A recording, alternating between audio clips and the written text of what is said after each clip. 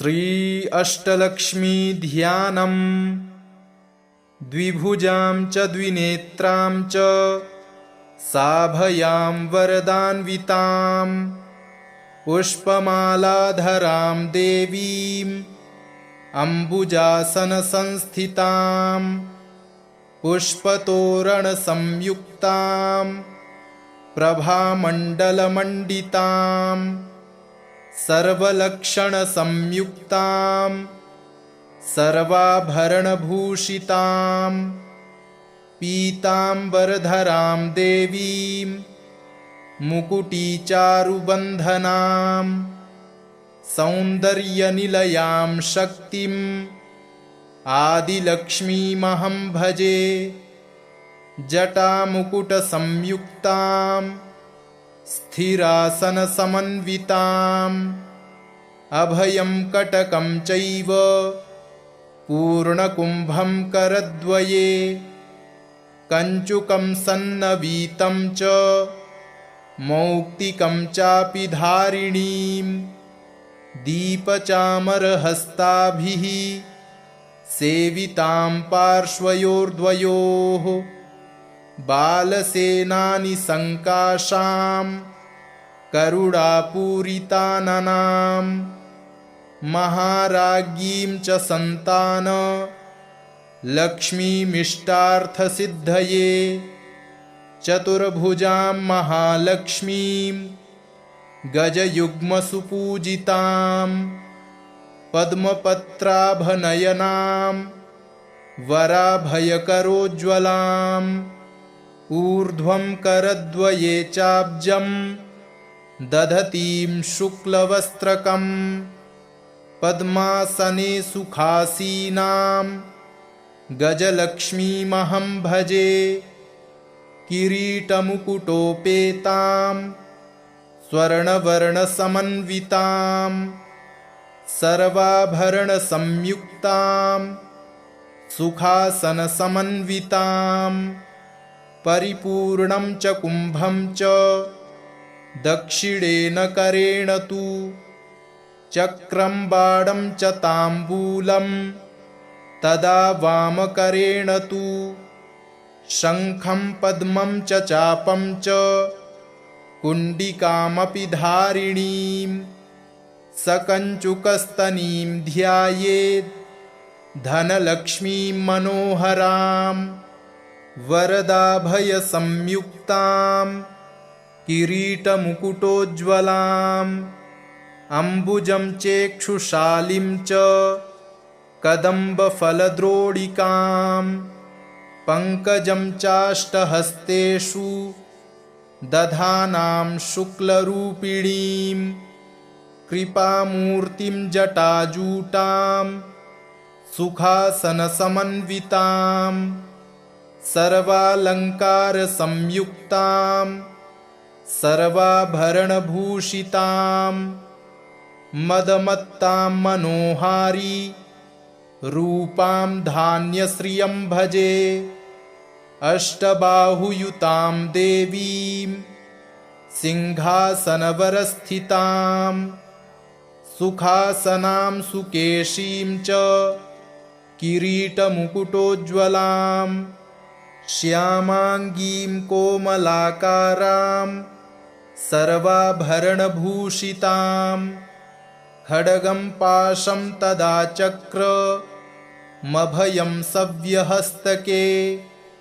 खेटकं चाङ्कुशं शङ्खं वरदं वामहस्तके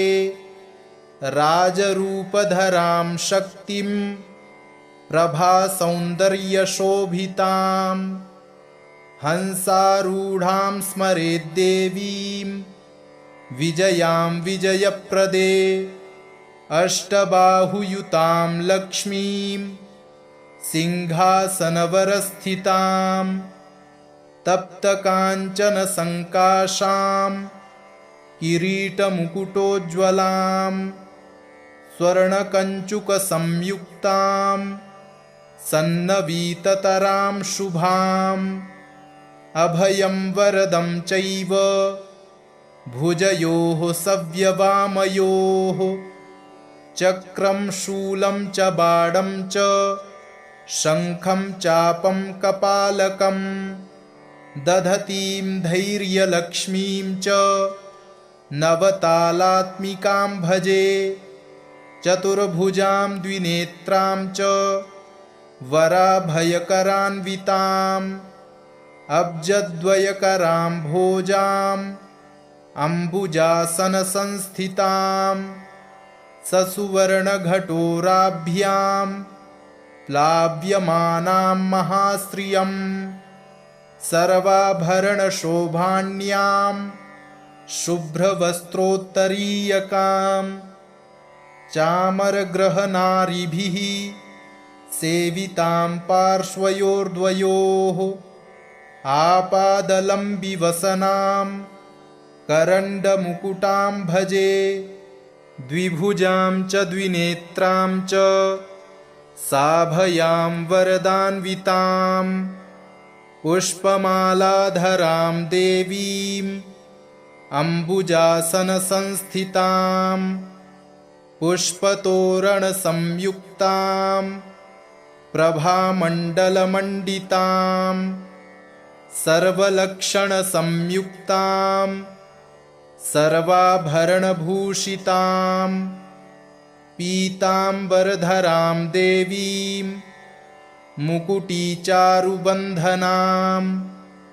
सौन्दर्यनिलयां शक्तिम् आदिलक्ष्मीमहं भजे। जटामुकुटसंयुक्तां स्थिरासनसमन्विताम् अभयं कटकं चैव पूर्णकुम्भं करद्वये कञ्चुकं सन्नवीतं च मौक्तिकं चापि धारिणीं दीपचामरहस्ताभिः सेवितां पार्श्वयोर्द्वयोः बालसेनानि सङ्काशां करुणापूरिताननां महाराज्ञीं च सन्तान लक्ष्मीमिष्टार्थसिद्धये चतुर्भुजां महालक्ष्मीं गजयुग्मसुपूजितां पद्मपत्राभनयनां वराभयकरोज्ज्वलाम् ऊर्ध्वं करद्वये चाब्जं दधतीं शुक्लवस्त्रकं पद्मासने सुखासीनां गजलक्ष्मीमहं भजे। किरीटमुकुटोपेतां स्वर्णवर्णसमन्वितां सर्वाभरणसंयुक्तां सुखासनसमन्वितां परिपूर्णं च कुम्भं च दक्षिणेन करेण तु चक्रं बाणं च ताम्बूलं तदा वामकरेण तु शङ्खं पद्मं च चापं च कुण्डिकामपि धारिणीं सकञ्चुकस्तनीं ध्यायेत् धनलक्ष्मीं मनोहरां वरदाभयसंयुक्तां किरीटमुकुटोज्ज्वलाम् अम्बुजं चेक्षुशालिं च कदम्बफलद्रोडिकां पङ्कजं चाष्टहस्तेषु दधानां शुक्लरूपिणीं कृपामूर्तिं जटाजूटां सुखासनसमन्वितां सर्वालङ्कारसंयुक्तां सर्वाभरणभूषितां मदमत्तां मनोहारी रूपां धान्यश्रियं भजे। अष्टबाहुयुतां देवीं सिंहासनवरस्थितां सुखासनां सुकेशीं च किरीटमुकुटोज्ज्वलां श्यामाङ्गीं कोमलाकारां सर्वाभरणभूषितां खड्गं पाशं तदा चक्रमभयं सव्यहस्तके खेटकं चाङ्कुशं शङ्खं वरदं वामहस्तके राजरूपधरां शक्तिं प्रभासौन्दर्यशोभितां हंसारूढां स्मरेद्देवीं विजयां विजयप्रदे अष्टबाहुयुतां लक्ष्मीं सिंहासनवरस्थितां तप्तकाञ्चनसङ्काशां किरीटमुकुटोज्ज्वलां स्वर्णकञ्चुकसंयुक्तां सन्नवीततरां शुभाम् अभयं वरदं चैव भुजयोः सव्यवामयोः चक्रं शूलं च बाणं च शङ्खं चापं कपालकं दधतीं धैर्यलक्ष्मीं च नवतालात्मिकां भजे चतुर्भुजां द्विनेत्रां च वराभयकरान्विताम् अब्जद्वयकरां भोजाम् अम्बुजासनसंस्थितां ससुवर्णघटोराभ्यां प्लाव्यमानां महाश्रियं सर्वाभरणशोभाण्यां शुभ्रवस्त्रोत्तरीयकां चामरग्रहनारिभिः सेवितां पार्श्वयोर्द्वयोः आपादलम्बिवसनां करण्डमुकुटां भजे द्विभुजां च द्विनेत्रां च साभयां वरदान्वितां पुष्पमालाधरां देवीं अम्बुजासनसंस्थितां पुष्पतोरणसंयुक्तां प्रभामण्डलमण्डितां सर्वलक्षणसंयुक्तां सर्वाभरणभूषितां पीताम्बरधरां देवीं मुकुटीचारुबन्धनां सौन्दर्यनिलयां शक्तिम् आदिलक्ष्मीमहं भजे जटामुकुटसंयुक्तां स्थिरासनसमन्विताम् अभयं कटकं चैव पूर्णकुम्भं करद्वये कञ्चुकं सन्नवीतं च मौक्तिकं चापि धारिणीं दीपचामरहस्ताभिः सेवितां पार्श्वयोर्द्वयोः बालसेनानि सङ्काशां करुणापूरिताननां महाराज्ञीं च सन्तान लक्ष्मीमिष्टार्थसिद्धये चतुर्भुजां महालक्ष्मीं गजयुग्मसुपूजितां पद्मपत्राभनयनां वराभयकरोज्ज्वलाम् ऊर्ध्वं करद्वये चाब्जं दधतीं शुक्लवस्त्रकं पद्मासने सुखासीनां गजलक्ष्मीमहं भजे किरीटमुकुटोपेतां स्वर्णवर्णसमन्वितां सर्वाभरणसंयुक्तां सुखासनसमन्वितां परिपूर्णं च कुम्भं च दक्षिणेन करेण तु चक्रं बाणं च ताम्बूलं तदा वामकरेण तु शङ्खं पद्मं च चापं च कुण्डिकामपि धारिणीं सकञ्चुकस्तनीं ध्यायेत् धनलक्ष्मीं मनोहरां वरदाभयसंयुक्तां किरीटमुकुटोज्ज्वलाम् अम्बुजं चेक्षुशालिं च कदम्बफलद्रोडिकां पङ्कजं चाष्टहस्तेषु दधानां शुक्लरूपिणीं कृपामूर्तिं जटाजूटां सुखासनसमन्वितां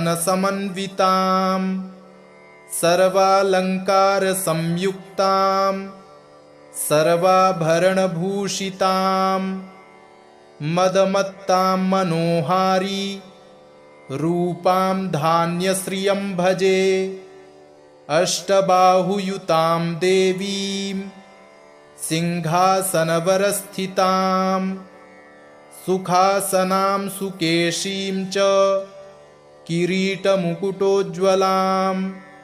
श्यामाङ्गीं कोमलाकारां सर्वाभरणभूषितां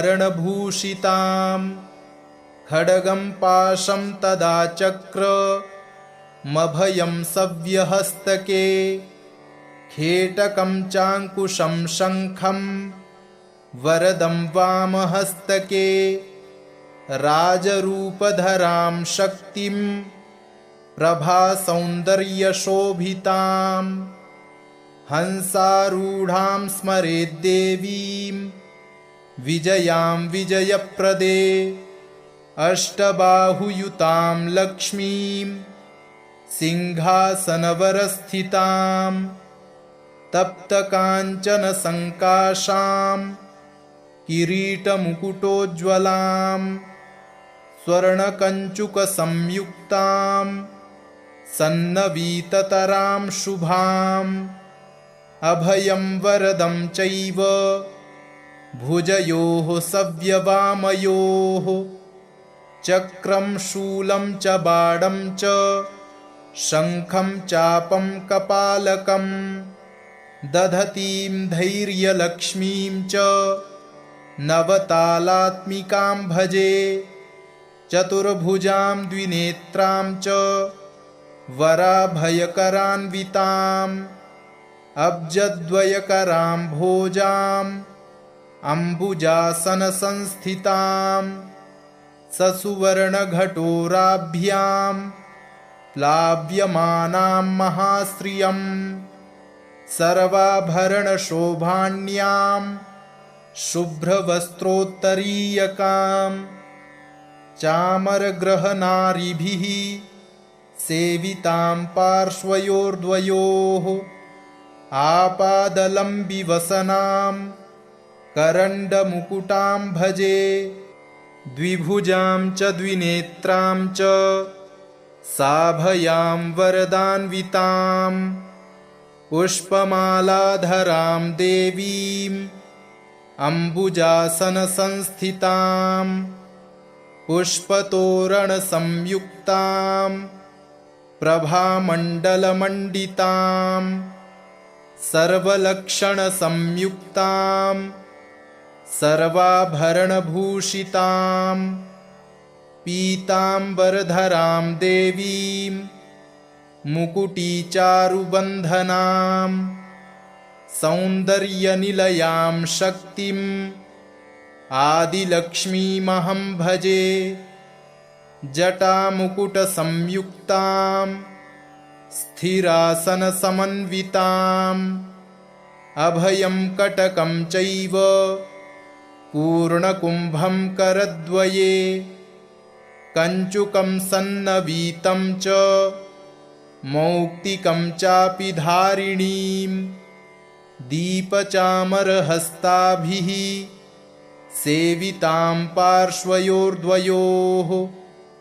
बालसेनानि सङ्काशां करुणापूरिताननां महाराज्ञीं च सन्तान लक्ष्मीमिष्टार्थसिद्धये चतुर्भुजां महालक्ष्मीं गजयुग्मसुपूजितां पद्मपत्राभनयनां वराभयकरोज्ज्वलाम् ऊर्ध्वं करद्वये चाब्जं दधतीं शुक्लवस्त्रकं पद्मासने सुखासीनां गजलक्ष्मीमहं भजे किरीटमुकुटोपेतां स्वर्णवर्णसमन्वितां सर्वाभरणसंयुक्तां सुखासनसमन्विताम् परिपूर्णं च कुम्भं च दक्षिणेन करेण तु चक्रं बाणं च ताम्बूलं तदा वामकरेण तु शङ्खं पद्मं च चापं च कुण्डिकामपि धारिणीं सकञ्चुकस्तनीं ध्यायेत् धनलक्ष्मीं मनोहरां वरदाभयसंयुक्तां किरीटमुकुटोज्ज्वलाम् अम्बुजं चेक्षुशालिं च कदम्बफलद्रोडिकां पङ्कजं चाष्टहस्तेषु दधानां शुक्लरूपिणीं कृपामूर्तिं जटाजूटां सुखासनसमन्वितां सर्वालङ्कारसंयुक्तां सर्वाभरणभूषितां मदमत्तां मनोहारी रूपां धान्यश्रियं भजे अष्टबाहुयुतां देवीं सिंहासनवरस्थितां सुखासनां सुकेशीं च किरीटमुकुटोज्ज्वलां श्यामाङ्गीं कोमलाकारां सर्वाभरणभूषितां खड्गं पाशं तदा चक्रमभयं सव्यहस्तके खेटकं चाङ्कुशं शङ्खं वरदं वामहस्तके राजरूपधरां शक्तिं प्रभासौन्दर्यशोभितां हंसारूढां स्मरेद्देवीं विजयां विजयप्रदे अष्टबाहुयुतां लक्ष्मीं सिंहासनवरस्थितां तप्तकाञ्चनसङ्काशां किरीटमुकुटोज्ज्वलां स्वर्णकञ्चुकसंयुक्तां सन्नवीततरां शुभाम् अभयं वरदं चैव भुजयोः सव्यवामयोः चक्रं शूलं च बाणं च शङ्खं चापं कपालकं दधतीं धैर्यलक्ष्मीं च नवतालात्मिकां भजे चतुर्भुजां द्विनेत्रां च वराभयकरान्विताम् अब्जद्वयकरां भोजाम् अम्बुजासनसंस्थितां ससुवर्णघटोराभ्यां प्लाव्यमानां महाश्रियं सर्वाभरणशोभाण्यां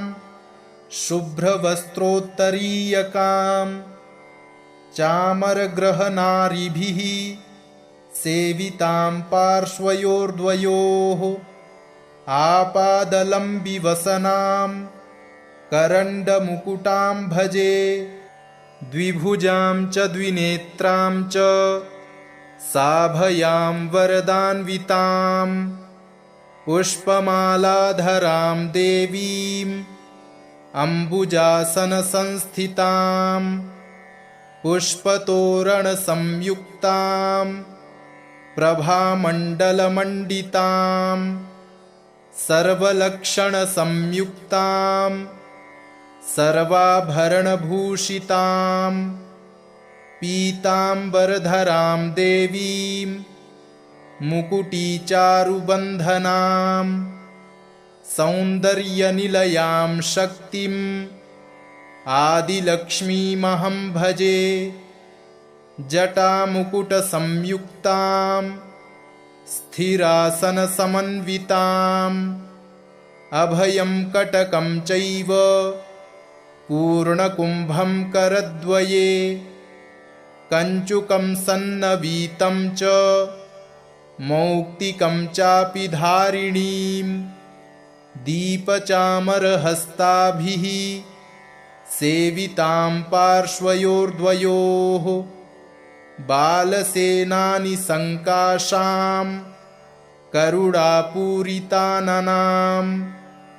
महाराज्ञीं च संतान लक्ष्मीमिष्टार्थसिद्धये चतुर्भुजां महालक्ष्मीं गजयुग्मसुपूजितां पद्मपत्राभनयनां वराभयकरोज्ज्वलाम् ऊर्ध्वं करद्वये चाब्जं दधतीं शुक्लवस्त्रकं पद्मासने सुखासीनां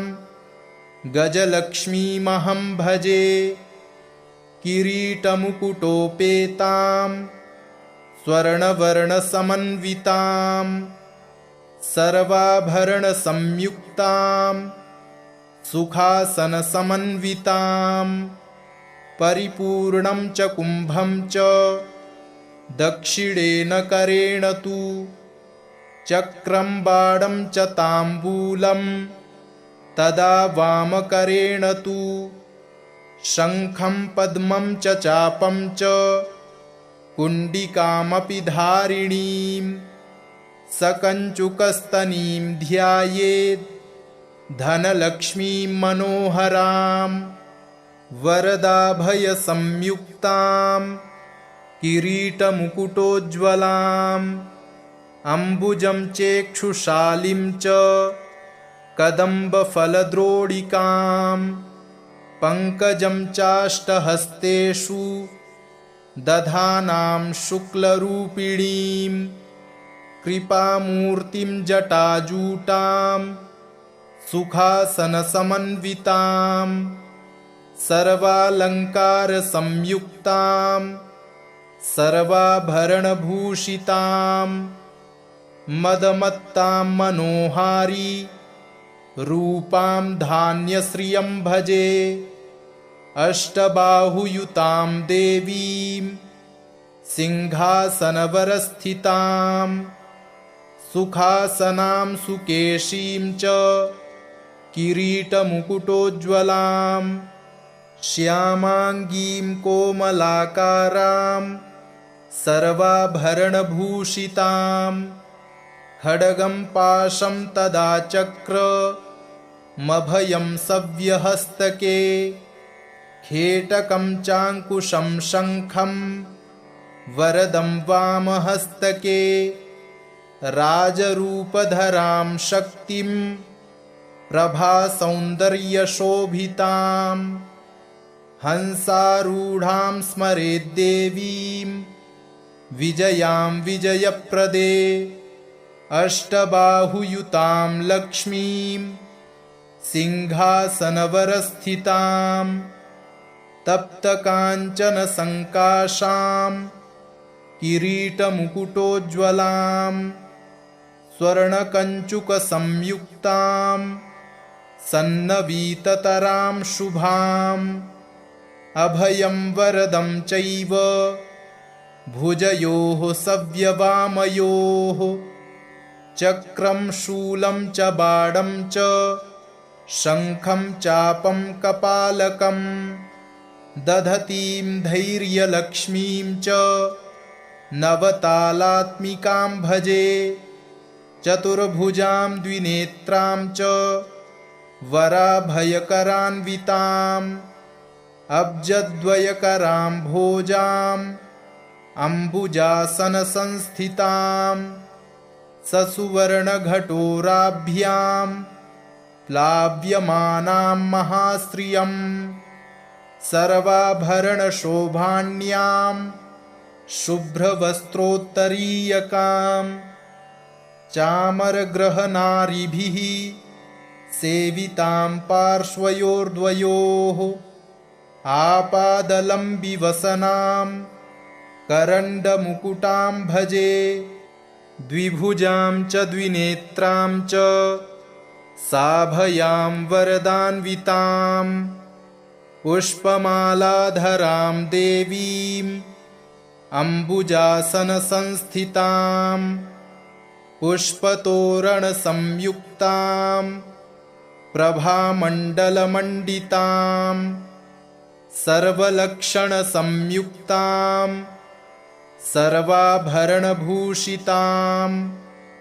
पीताम्बरधरां देवीं मुकुटीचारुबन्धनां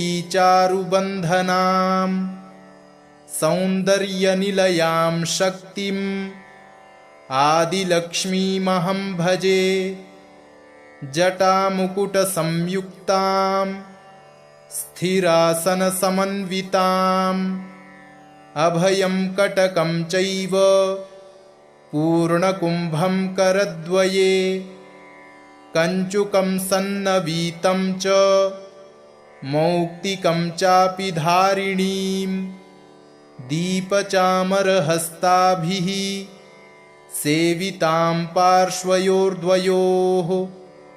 बालसेनानि सङ्काशां करुणापूरिताननां महाराज्ञीं च सन्तान लक्ष्मीमिष्टार्थसिद्धये चतुर्भुजां महालक्ष्मीं गजयुग्मसुपूजितां पद्मपत्राभनयनां वराभयकरोज्ज्वलाम् ऊर्ध्वं करद्वये चाब्जं दधतीं शुक्लवस्त्रकं पद्मासने सुखासीनां गजलक्ष्मीमहं भजे। किरीटमुकुटोपेतां स्वर्णवर्णसमन्वितां सर्वाभरणसंयुक्तां सुखासनसमन्वितां परिपूर्णं च कुम्भं च दक्षिणेन करेण तु चक्रं बाणं च ताम्बूलं तदा वामकरेण तु शङ्खं पद्मं च चापं च कुण्डिकामपि धारिणीं सकञ्चुकस्तनीं ध्यायेत् धनलक्ष्मीं मनोहरां वरदाभयसंयुक्तां किरीटमुकुटोज्ज्वलाम् अम्बुजं चेक्षुशालिं च कदम्बफलद्रोडिकां पङ्कजं चाष्टहस्तेषु दधानां शुक्लरूपिणीं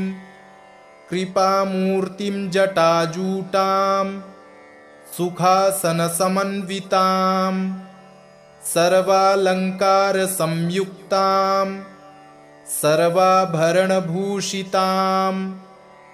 मदमत्तां मनोहारी रूपां धान्यश्रियं भजे। अष्टबाहुयुतां देवीं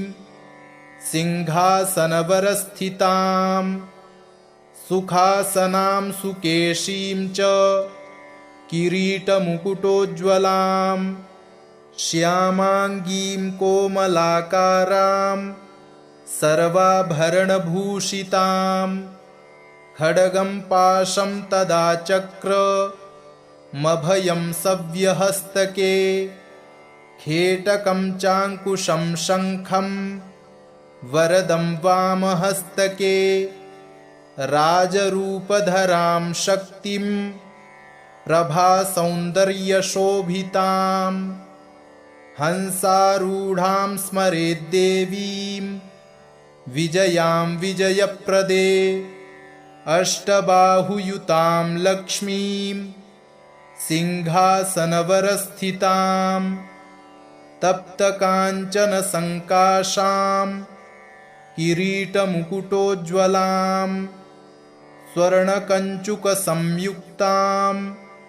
सन्नवीततरां शुभाम् अभयं वरदं चैव भुजयोः सव्यवामयोः चक्रं शूलं च बाणं च शङ्खं चापं कपालकं दधतीं धैर्यलक्ष्मीं च नवतालात्मिकां भजे। चतुर्भुजां द्विनेत्रां च वराभयकरान्विताम् अब्जद्वयकरां भोजाम् अम्बुजासनसंस्थितां ससुवर्णघटोराभ्यां प्लाव्यमानां महाश्रियं सर्वाभरणशोभाण्यां शुभ्रवस्त्रोत्तरीयकां चामरग्रहनारिभिः सेवितां पार्श्वयोर्द्वयोः आपादलम्बिवसनां करण्डमुकुटां भजे द्विभुजां च द्विनेत्रां च साभयां वरदान्वितां पुष्पमालाधरां देवीं अम्बुजासनसंस्थितां पुष्पतोरणसंयुक्तां प्रभामण्डलमण्डितां सर्वलक्षणसंयुक्तां सर्वाभरणभूषितां पीताम्बरधरां देवीं मुकुटीचारुबन्धनां सौन्दर्यनिलयां शक्तिम् आदिलक्ष्मीमहं भजे जटामुकुटसंयुक्तां स्थिरासनसमन्विताम् अभयं कटकं चैव पूर्णकुम्भं करद्वये कञ्चुकं सन्नवीतं च मौक्तिकं चापि धारिणीं दीपचामरहस्ताभिः सेवितां पार्श्वयोर्द्वयोः बालसेनानि सङ्काशां करुणापूरिताननां महाराज्ञीं च सन्तान लक्ष्मीमिष्टार्थसिद्धये चतुर्भुजां महालक्ष्मीं गजयुग्मसुपूजितां पद्मपत्राभनयनां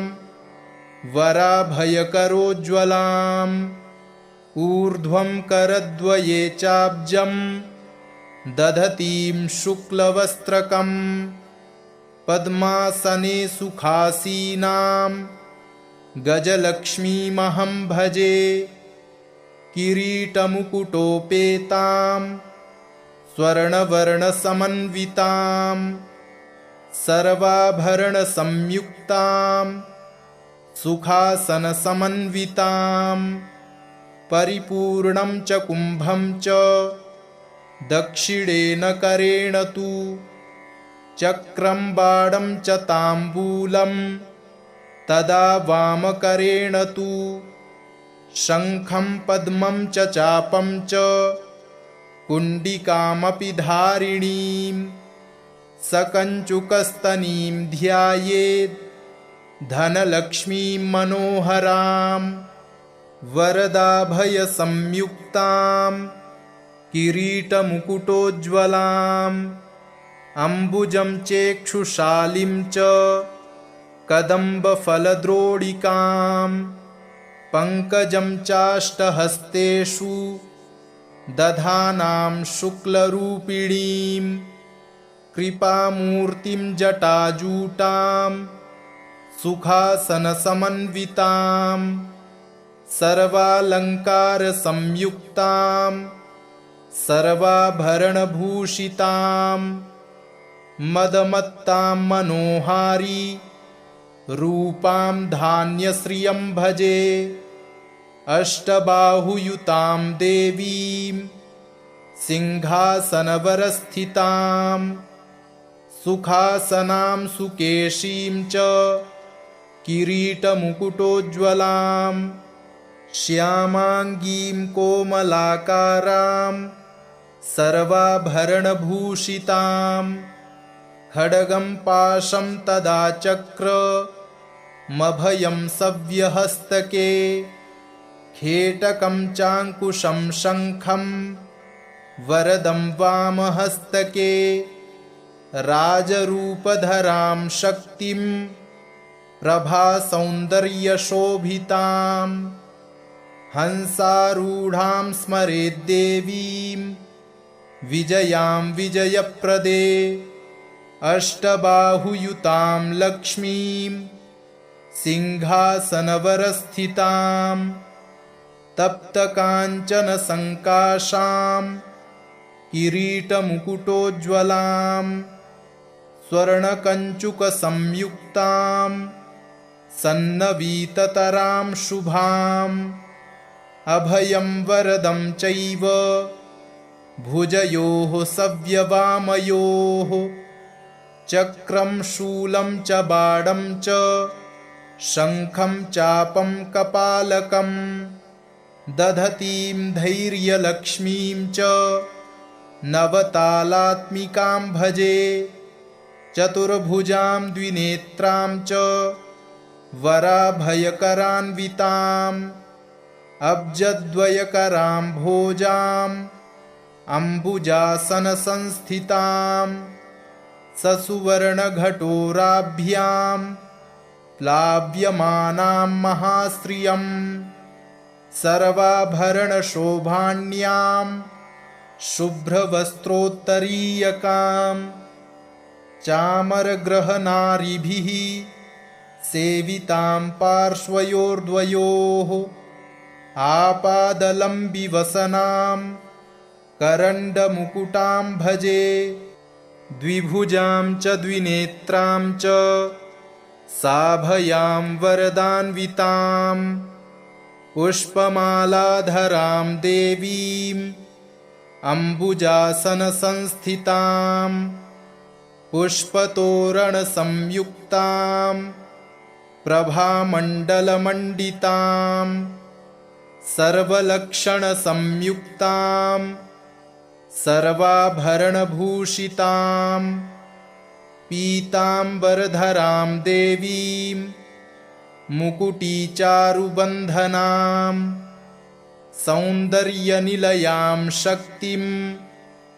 आदिलक्ष्मीमहं भजे जटामुकुटसंयुक्तां स्थिरासनसमन्विताम् अभयं कटकं चैव पूर्णकुम्भं करद्वये कञ्चुकं सन्नवीतं च मौक्तिकं चापि धारिणीं दीपचामरहस्ताभिः सेवितां पार्श्वयोर्द्वयोः बालसेनानि सङ्काशां करुणापूरिताननां महाराज्ञीं च सन्तान लक्ष्मीमिष्टार्थसिद्धये चतुर्भुजां महालक्ष्मीं गजयुग्मसुपूजितां पद्मपत्राभनयनां वराभयकरोज्ज्वलाम् ऊर्ध्वं करद्वये चाब्जं दधतीं शुक्लवस्त्रकं पद्मासने सुखासीनां गजलक्ष्मीमहं भजे किरीटमुकुटोपेतां स्वर्णवर्णसमन्वितां सर्वाभरणसंयुक्तां सुखासनसमन्वितां परिपूर्णं च कुम्भं च दक्षिणेन करेण तु चक्रं बाणं च ताम्बूलं तदा वामकरेण तु शङ्खं पद्मं च चापं च कुण्डिकामपि धारिणीं सकञ्चुकस्तनीं ध्यायेत् धनलक्ष्मीं मनोहरां वरदाभयसंयुक्तां किरीटमुकुटोज्ज्वलाम् अम्बुजं चेक्षुशालिं च कदम्बफलद्रोडिकां पङ्कजं चाष्टहस्तेषु दधानां शुक्लरूपिणीं कृपामूर्तिं जटाजूटां सुखासनसमन्वितां सर्वालङ्कारसंयुक्तां सर्वाभरणभूषितां मदमत्तां मनोहारी रूपां धान्यश्रियं भजे अष्टबाहुयुतां देवीं सिंहासनवरस्थितां सुखासनां सुकेशीं च किरीटमुकुटोज्ज्वलां श्यामाङ्गीं कोमलाकारां सर्वाभरणभूषितां खड्गं पाशं तदा चक्रमभयं सव्यहस्तके खेटकं चाङ्कुशं शङ्खं वरदं वामहस्तके राजरूपधरां शक्तिं प्रभासौन्दर्यशोभितां हंसारूढां स्मरेद्देवीं विजयां विजयप्रदे अष्टबाहुयुतां लक्ष्मीं सिंहासनवरस्थितां तप्तकाञ्चनसङ्काशां किरीटमुकुटोज्ज्वलां स्वर्णकञ्चुकसंयुक्तां सन्नवीततरां शुभाम् अभयं वरदं चैव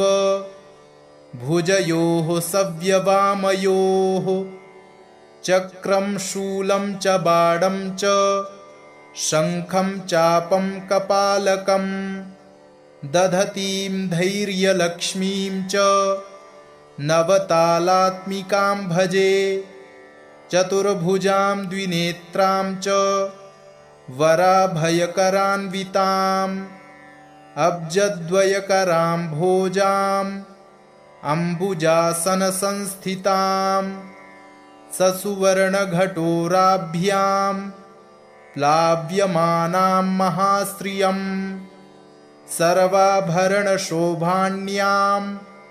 शुभ्रवस्त्रोत्तरीयकां चामरग्रहनारिभिः सेवितां पार्श्वयोर्द्वयोः आपादलम्बिवसनां करण्डमुकुटां भजे द्विभुजां च द्विनेत्रां च साभयां वरदान्वितां पुष्पमालाधरां देवीं अम्बुजासनसंस्थितां पुष्पतोरणसंयुक्तां प्रभामण्डलमण्डितां सर्वलक्षणसंयुक्तां सर्वाभरणभूषितां पीताम्बरधरां देवीं मुकुटीचारुबन्धनां सौन्दर्यनिलयां शक्तिम् आदिलक्ष्मीमहं भजे जटामुकुटसंयुक्तां स्थिरासनसमन्विताम् अभयं कटकं चैव पूर्णकुम्भं करद्वये कञ्चुकं सन्नवीतं च मौक्तिकं चापि धारिणीं दीपचामरहस्ताभिः सेवितां पार्श्वयोर्द्वयोः बालसेनानि सङ्काशां करुणापूरिताननां महाराज्ञीं च सन्तान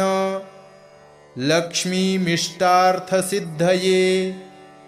चतुर्भुजां महालक्ष्मीं गजयुग्मसुपूजितां पद्मपत्राभनयनां वराभयकरोज्ज्वलाम् ऊर्ध्वं करद्वये चाब्जं दधतीं शुक्लवस्त्रकं पद्मासने सुखासीनां गजलक्ष्मीमहं भजे किरीटमुकुटोपेतां स्वर्णवर्णसमन्वितां सर्वाभरणसंयुक्तां सुखासनसमन्वितां परिपूर्णं च कुम्भं च दक्षिणेन करेण तु चक्रं बाणं च ताम्बूलं तदा वामकरेण तु शङ्खं पद्मं च चापं च कुण्डिकामपि धारिणीं सकञ्चुकस्तनीं ध्यायेत् धनलक्ष्मीं मनोहरां वरदाभयसंयुक्तां किरीटमुकुटोज्ज्वलाम् अम्बुजं चेक्षुशालिं च कदम्बफलद्रोडिकाम् पङ्कजं चाष्टहस्तेषु दधानां शुक्लरूपिणीं कृपामूर्तिं जटाजूटां सुखासनसमन्वितां सर्वालङ्कारसंयुक्तां सर्वाभरणभूषितां मदमत्तां मनोहारी रूपां धान्यश्रियं भजे अष्टबाहुयुतां देवीं सिंहासनवरस्थितां सुखासनां सुकेशीं च किरीटमुकुटोज्ज्वलां श्यामाङ्गीं कोमलाकारां सर्वाभरणभूषितां खड्गं पाशं तदा चक्रमभयं सव्यहस्तके खेटकं चाङ्कुशं शङ्खं वरदं वामहस्तके राजरूपधरां शक्तिं प्रभासौन्दर्यशोभितां हंसारूढां स्मरेद्देवीं विजयां विजयप्रदे अष्टबाहुयुतां लक्ष्मीं सिंहासनवरस्थितां तप्तकाञ्चनसङ्काशां किरीटमुकुटोज्ज्वलां स्वर्णकञ्चुकसंयुक्तां सन्नवीततरां शुभाम् अभयं वरदं चैव भुजयोः सव्यवामयोः चक्रं शूलं च बाणं च शङ्खं चापं कपालकं दधतीं धैर्यलक्ष्मीं च नवतालात्मिकां भजे चतुर्भुजां द्विनेत्रां च वराभयकरान्विताम् अब्जद्वयकरां भोजाम् अम्बुजासनसंस्थितां ससुवर्णघटोराभ्यां प्लाव्यमानां महाश्रियं सर्वाभरणशोभाण्यां शुभ्रवस्त्रोत्तरीयकां चामरग्रहनारिभिः सेवितां पार्श्वयोर्द्वयोः आपादलम्बिवसनां करण्डमुकुटां भजे द्विभुजां च द्विनेत्रां च साभयां वरदान्वितां पुष्पमालाधरां देवीं अम्बुजासनसंस्थितां पुष्पतोरणसंयुक्तां प्रभामण्डलमण्डितां सर्वलक्षणसंयुक्तां सर्वाभरणभूषितां पीताम्बरधरां देवीं मुकुटीचारुबन्धनां सौन्दर्यनिलयां शक्तिम् आदिलक्ष्मीमहं भजे जटामुकुटसंयुक्तां स्थिरासनसमन्विताम् अभयं कटकं चैव पूर्णकुम्भं करद्वये कञ्चुकं सन्नवीतं च मौक्तिकं चापि धारिणीं दीपचामरहस्ताभिः सेवितां पार्श्वयोर्द्वयोः बालसेनानि सङ्काशां करुणापूरिताननां महाराज्ञीं च सन्तान लक्ष्मीमिष्टार्थसिद्धये चतुर्भुजां महालक्ष्मीं गजयुग्मसुपूजितां पद्मपत्राभनयनां वराभयकरोज्ज्वलाम् ऊर्ध्वं करद्वये चाब्जं दधतीं शुक्लवस्त्रकं पद्मासने सुखासीनां गजलक्ष्मीमहं भजे किरीटमुकुटोपेतां स्वर्णवर्णसमन्वितां सर्वाभरणसंयुक्तां सुखासनसमन्वितां परिपूर्णं च कुम्भं च दक्षिणेन करेण तु चक्रं बाणं च ताम्बूलं तदा वामकरेण तु शङ्खं पद्मं च चापं च कुण्डिकामपि धारिणीं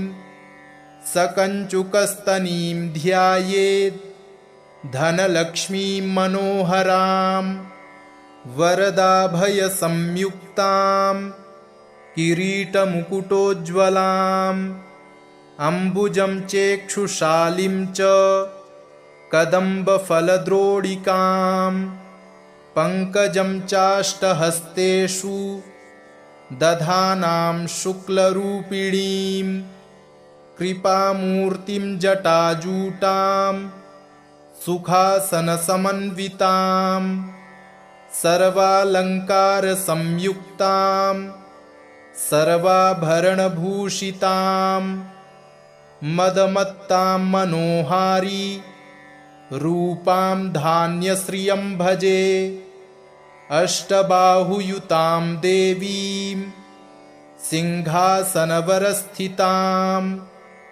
सुखासनां सुकेशीं च किरीटमुकुटोज्ज्वलां श्यामाङ्गीं कोमलाकारां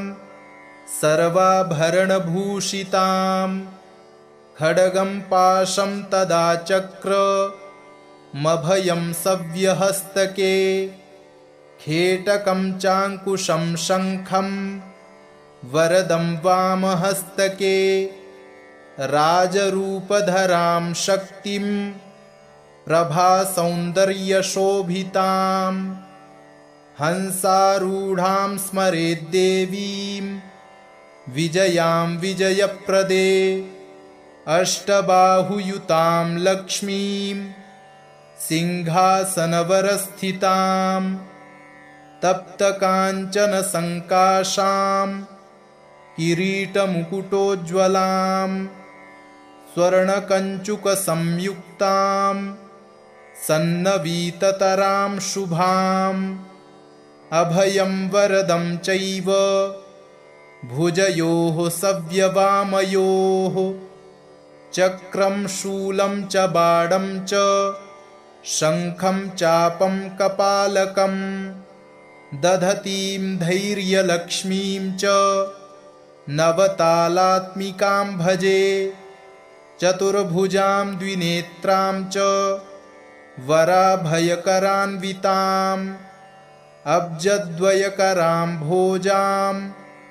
अम्बुजासनसंस्थितां ससुवर्णघटोराभ्यां प्लाव्यमानां महाश्रियं सर्वाभरणशोभाण्यां शुभ्रवस्त्रोत्तरीयकां चामरग्रहनारिभिः सेवितां पार्श्वयोर्द्वयोः आपादलम्बिवसनां करण्डमुकुटां भजे द्विभुजां च द्विनेत्रां च साभयां वरदान्वितां पुष्पमालाधरां देवीं अम्बुजासनसंस्थितां पुष्पतोरणसंयुक्तां प्रभामण्डलमण्डितां सर्वलक्षणसंयुक्तां सर्वाभरणभूषितां पीताम्बरधरां देवीं मुकुटीचारुबन्धनां सौन्दर्यनिलयां शक्तिम् आदिलक्ष्मीमहं भजे जटामुकुटसंयुक्तां स्थिरासनसमन्विताम् अभयं कटकं चैव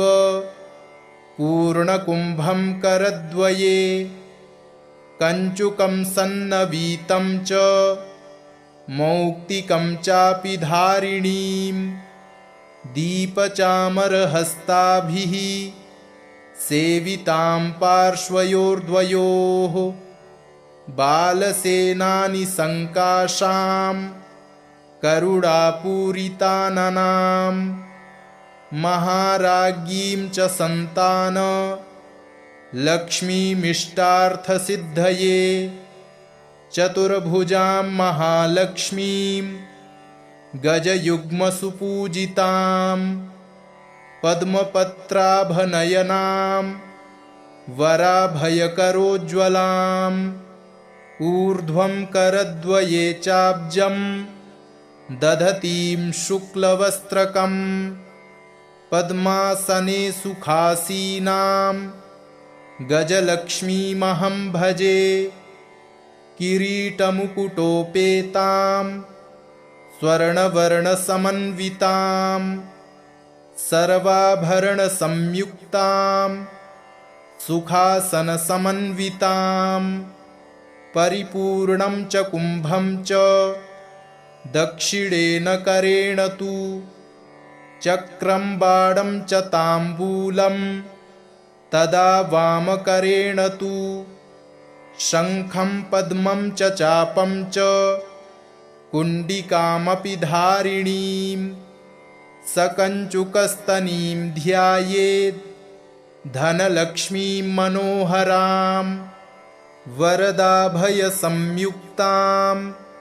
किरीटमुकुटोज्ज्वलाम् अम्बुजं चेक्षुशालिं च कदम्बफलद्रोडिकां पङ्कजं चाष्टहस्तेषु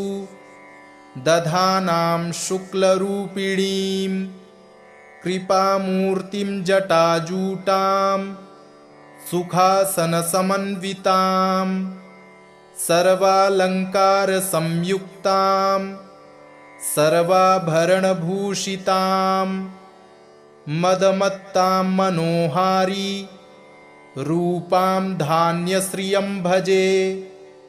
अष्टबाहुयुतां देवीं सिंहासनवरस्थितां सुखासनां सुकेशीं च किरीटमुकुटोज्ज्वलां श्यामाङ्गीं कोमलाकारां सर्वाभरणभूषितां खड्गं पाशं तदा चक्रमभयं सव्यहस्तके खेटकं चाङ्कुशं शङ्खं वरदं वामहस्तके राजरूपधरां शक्तिं प्रभासौन्दर्यशोभितां हंसारूढां स्मरेद्देवीं विजयां विजयप्रदे अष्टबाहुयुतां लक्ष्मीं सिंहासनवरस्थितां तप्तकाञ्चनसङ्काशां किरीटमुकुटोज्ज्वलां स्वर्णकञ्चुकसंयुक्तां सन्नवीततरां शुभाम् अभयं वरदं चैव भुजयोः सव्यवामयोः चक्रं शूलं च बाणं च शङ्खं चापं कपालकं दधतीं धैर्यलक्ष्मीं च नवतालात्मिकां भजे चतुर्भुजां द्विनेत्रां च वराभयकरान्विताम् अब्जद्वयकरां भोजाम् अम्बुजासनसंस्थितां ससुवर्णघटोराभ्यां प्लाव्यमानां महाश्रियं सर्वाभरणशोभाण्यां शुभ्रवस्त्रोत्तरीयकां चामरग्रहनारिभिः सेवितां पार्श्वयोर्द्वयोः आपादलम्बिवसनां करण्डमुकुटां भजे। इति श्री अष्टलक्ष्मी ध्यानं सम्पूर्णम्।